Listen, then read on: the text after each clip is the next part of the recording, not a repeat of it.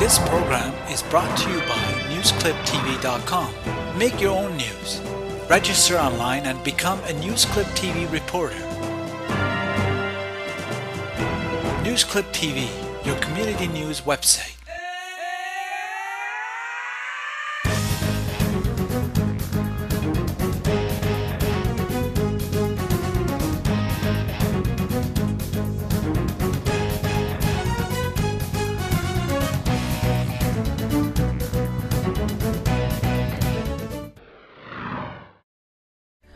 Welcome to Persistence Pays TV. Thanks for joining us today. My guest in the studio today is Mary Murphy, and she has an exciting story to tell you. Have you ever wondered what you'd really like to do? You know, you're not really finding your passion. You feel like you're doing what you're doing, but it's not really charging you and energizing you. Well, Mary's the one to talk to today. She worked in the retail business, had a very successful business, was a business owner for 18 years in the giftware industry. And then she wanted to do something for herself. She always had a passion for travel and wanted to see around the world. Well, how many of you would like to go around the world? And then how do you figure out how you're going to get around the world? But Mary came up with a solution. And Mary, welcome to the show and thanks for being here with us. Thank you very much, Lori. It's a pleasure. So tell us how you came up with the solution to do that. Well, I, as you said, ran a business for 18 years, and when you're a small business owner, you wear all of the hats. I mean, you do everything from clean the bathroom to do marketing, sales, whatever, and when it's a retail location, you're also tied to that location. Right.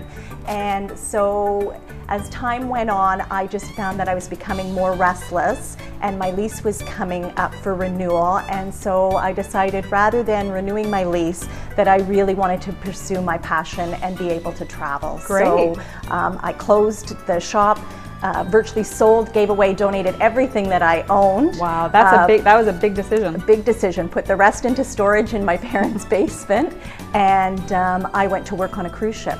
So sometimes it was a dedicated run, like Australia, New Zealand. Nice. Other times we would be going to different places. So I think it just you got depended. yourself on an around the world cruise ship, didn't you? Actually, I was very lucky to do 2 world cruises. Right. So that's really awesome because you had the passion to go around the world. So you kept finding the right proper channels until you found the around the world cruise ship. Yes. And to do it twice, that is truly amazing. Yes. Now, finding out what your passion is, how do you start? I remember what I did, but I'll let you tell the audience what you do when you start the passion test.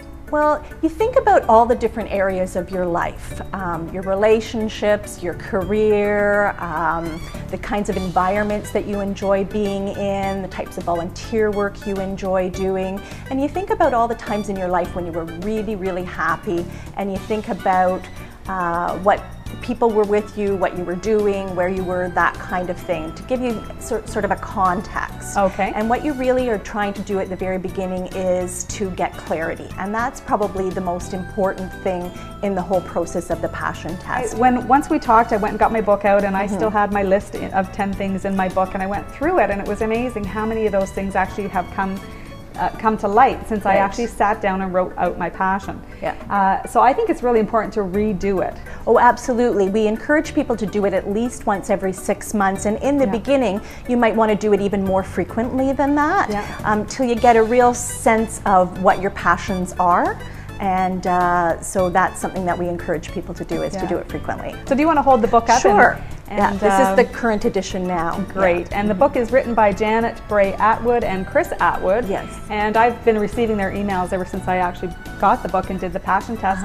But one thing that I found very interesting in Oprah magazine in the month of November of this month, she talks about finding your true calling, a guide to discovering who you're meant to be. I'm sure you've seen this already because it does go back to the book. Yes, it does, yes. So I wanted to just bring this, and it's called Take the Oprah Challenge. And, you know, three questions to help you find your true calling. So number 1, how does what you're doing make you feel? That's a great question. How does what you're doing make you feel? Yeah. And if what you're doing makes you feel, ugh, then why are you still doing it? That's right, yes. And the fear is, I think, and for you leaving your career after 18 years, the fear is, well, what if what you do next isn't going to work for you? Right. And I was in a business for 11 years, and I left my corporate world to go into business for myself, and the same feeling of what if. But you know what, if you always wait for what if, then what could be may never happen. That's right. You need to step out of your comfort zone from time to time, Number 2, do I have a positive impact on others? Yeah. That's a very, very important question as well. I think that what impact do you have? It could be your kids, your family, your friends. You know, that can encompass a large area. And then what you can use your gifts and your talents and your passion for to help others in terms of being of service. Great. And the third question is, does it turn up the volume and increase the vibration of your life? If something, I know sometimes I've done things that really get my heart pounding, and I get all jittery and excited, and I know that is really what my passion is. Right, yes. And when you're kind of doing the same thing and you're not as excited or happy about it, that's kind of when you have to ask yourself, well, what I'm doing, am I doing it for a reason, or am I doing it just because I have to? Exactly, yes. Right. When you take the passion test, can you tell us just a little bit about that? Yes. Well, as I said, you start off and you consider the different areas of your life, and you complete this statement, when my life is ideal, I am. And you put it into present tense as if you're already living that, and you try and make it as specific as you can. Okay. And so each statement should just really have one particular idea. And you want to pay attention to language, you want to pay attention to the energy of that language. Those are things that are very important. Right. So a great question to ask yourself is, if I could be, do, or have anything without any kind of limitation, what would that be? Wow, that's a pretty big question. Yeah.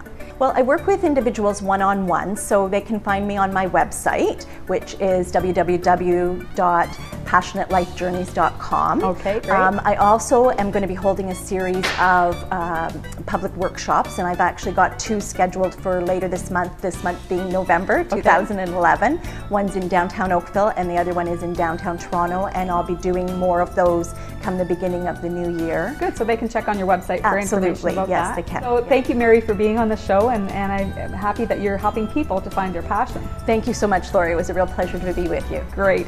So remember to live a passionate life and be persistent, because when you're passionate and persistent, you can have whatever you want. Absolutely.